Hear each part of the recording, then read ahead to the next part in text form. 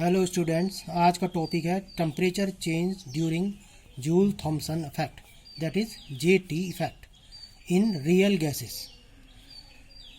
During Joule Thomson effect, the enthalpy, which is indicated by small h, remains constant.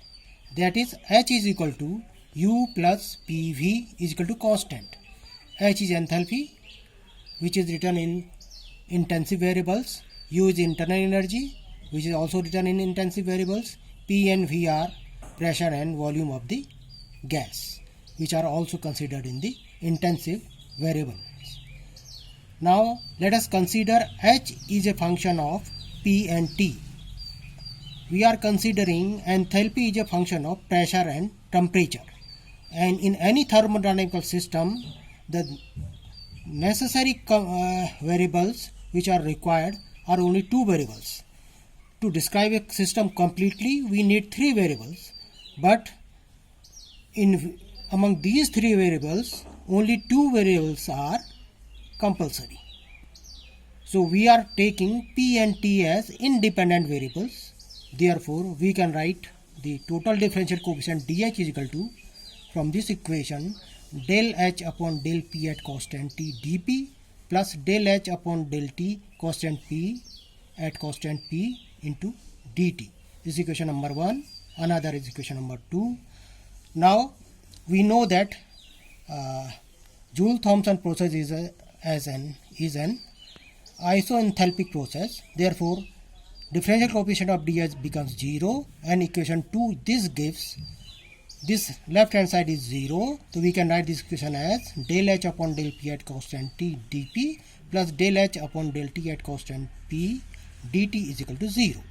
Now by simplifying this equation, we can write del H upon del T at constant P dt is equal to minus sign minus del H upon del P at constant T dP.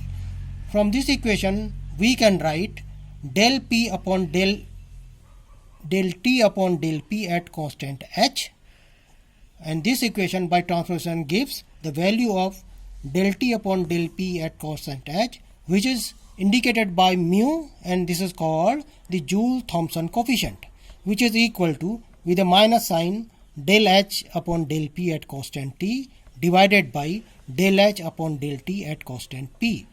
Now indicate this equation as equation number 3. And we have also defined mu, which is the Joule-Thomson coefficient. Now substituting the value of H from equation 1 above in this equation number 3, then we get del of U plus PV upon dP at constant T in the denominator del of U plus VV upon del T at constant P, which follows from this equation and equation number 1. Now we further simplify this equation and get del T upon del P at constant H is equal to, with minus signs, del U upon del P at constant T from this numerator and del of PV upon del P at constant T. This is straightforward calculation, and in the denominator we can write del of U plus PV at constant T del P. Indicate, please note that here P is at constant pressure, so P is here, so we can take it out in the derivative and we can write this equation as del U plus P del V, because P is constant here, and upon del T at constant P. Now consider the denominator term, which is del U plus P dV upon del T at constant P. So this term del U plus P dV is actually the first law of thermodynamics, which is denoted by this equation number 5, that del Q, this is small q, also in intensive variable form, is equal to del U plus P dV is equation number 5. Now substituting the value of del U plus P dV from equation number 5 in equation number 4, we get del T upon del P at constant H is equal to, with a minus sign, this is numerator which is written before, and in the denominator we can write del Q upon del T at constant P. Now note that by definition del Q upon del T, that is the change in infinitely small change in Q, that's it, amount of heat energy upon the infinitely small change in temperature at constant P is nothing but the specific heat of the gas at constant pressure, which is indicated by Cp. Therefore, in place of del Q upon del T at constant P, we can write this term as Cp. So finally, mu is equal to, which is equivalent to del T upon del P at constant T. H is equal to minus 1 upon Cp, and the two terms appear in the within brackets, del U upon del P at constant T. These are two terms, plus del of PV upon del P at constant T. Now indicate this equation as equation number 6. So del T upon del P at constant S means the infinitely small change in temperature with respect to infinitely small change in pressure at constant S, is which is called the Joule-Thomson coefficient, is given by equation number 6. Now consider a real gas. The first term within the brackets on the right hand side of equation 6 above is always positive. For a real gas during Joule-Thomson expansion, this first term is positive, always positive, because the pressure is decreasing, the internal energy is decreasing, both the numerator and denominator are negative, so the complete term is positive. And now consider the second term, del of PV upon del P at constant H. Now this second term is always positive if the initial temperature of the gas, which is the room temperature at 1 atmosphere, is always positive, is higher than the inversion temperature of the gas. This term will be positive if the room temperature at the room temperature in which the experiment is performed, say 300 K in this case. So the second term is also possible if the initial temperature of the gas, that is the room temperature, is higher than the so-called the inversion temperature of the gas. Inversion temperature of the gas is that temperature in which a heating effect during Joule-Thomson effect is converted into a cooling effect, and vice versa. That is the transition point. We will explain it later.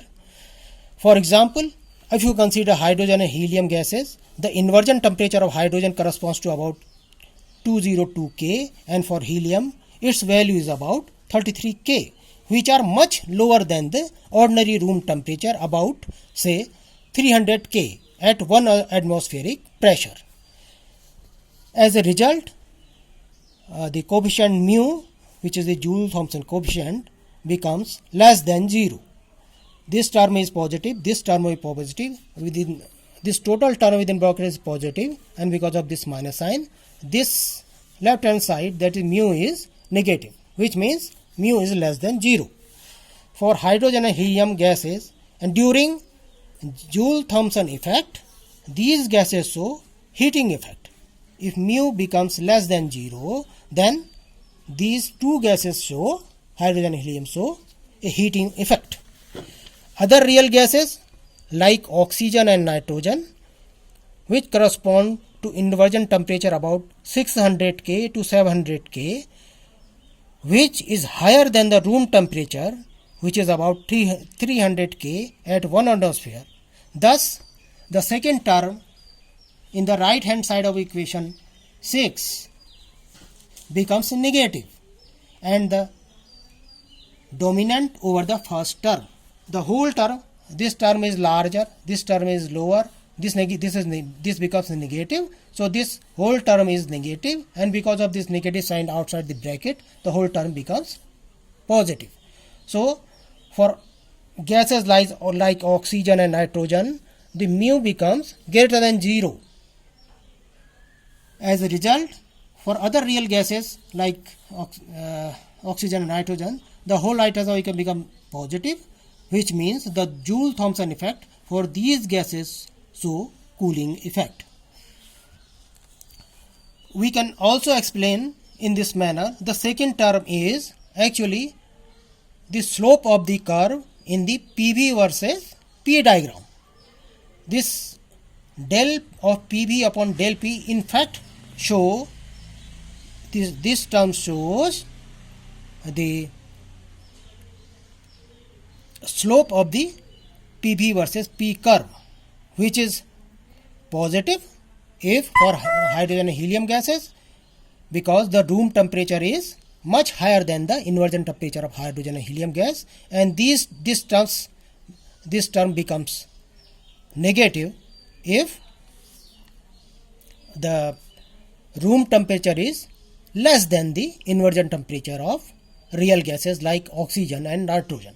So in summary, we can say that we can show the figure that the healing and cooling effect during JT effect is summarized in the figure below. We can draw a diagram T versus P in which various isothelms are drawn. The isothelms are those curves in which the H remains constant, and each maximum value of these curves is drawn a figure which is called the inversion curve. This dotted curve is the inversion curve.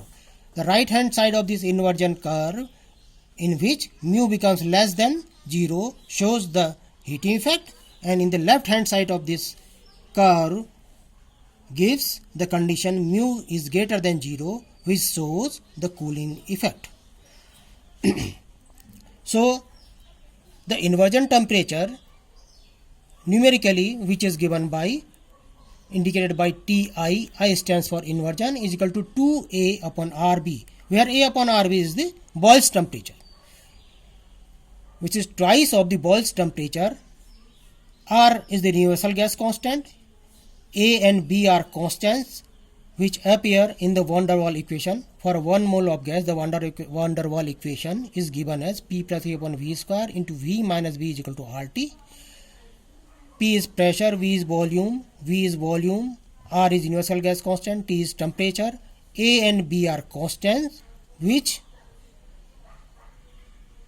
may have different values for different gases. So this is the equation for a real gas. This is well represented by van der Waals equation. Now finally, for a perfect gas, both the terms on right hand side of equation 6 become 0, because PV becomes constant, which is the Boyle's law for perfect gas. So this term is 0, and U becomes a function of temperature only for perfect gas. Therefore this term is also 0. As a result, the mu becomes 0 for a perfect gas. So today's lecture is finished here, and we will take another topic on in the next lecture.